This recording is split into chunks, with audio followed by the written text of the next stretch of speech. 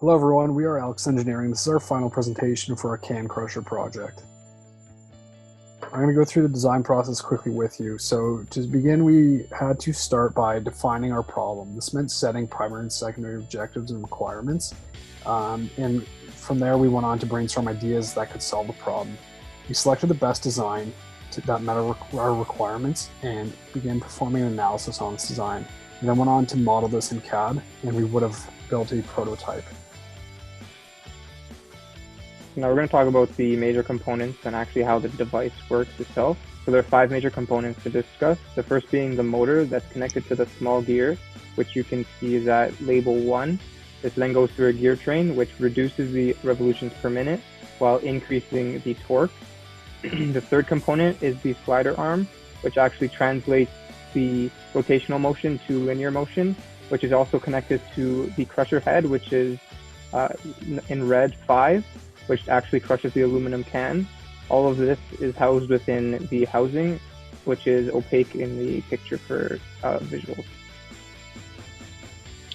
Now to get started with the simulations. So in order for the simulation to work accurately, component contacts, pin connections, and fixtures needed to be used.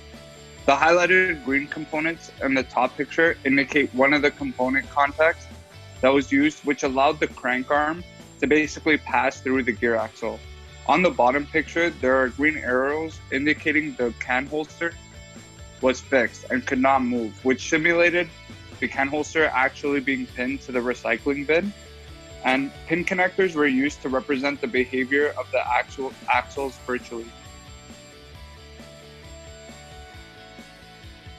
So next is moving on to simulation loads. So to simulate the stresses that would be applied to the can crusher, 2 main loads were applied. The first was the gear rotating, which is represented by a torque force of 50 Newton meters, which we calculated previously. The second force was a contact force set at 1080 newtons, which is basically the buckling force of the can, which was also calculated earlier. When our can reached the specified point, the force was applied, and this simulated the force that would be applied to the crusher head when crushing the can. Looking at our simulation results, we actually had some really worrying results. Basically, the results showed bending on the gear, on the arm, and at the end of the holster. So in order to overcome this, we discovered that the thickness of the gear and the arm would need to be increased for the prototype, as well as the thickness at the sides and ends of the holster also needed to be increased, and that way we avoided bending on all 3 of those parts. Also in SolidWorks, we were able to make a motion analysis, which showed the motion of the last gear on the arm, and that showed how that would move the can crusher head to crush the can. We'll look at how we will test our prototype to see if it meets our objectives. Starting with safety, we want our product to be safe. We have several elements in place as lines of defense. Our last line of defense is having the crushing action taking longer than the human reaction time. Thus, we will test how long our human reaction time will take with our product. Next is sound. So we will gather data on sound produced by the mechanism as we move further apart. Our maximum cap is at 90 decibels.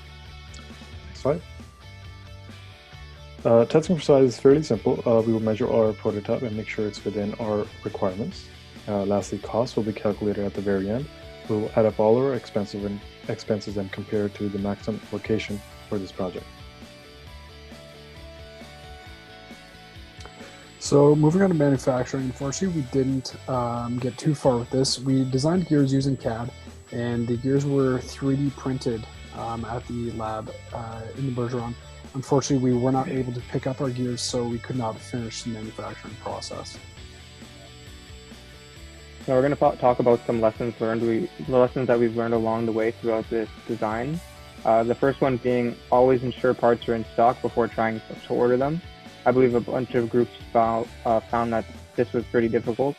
The next one is that it's very difficult to run simulations on multi-component bodies.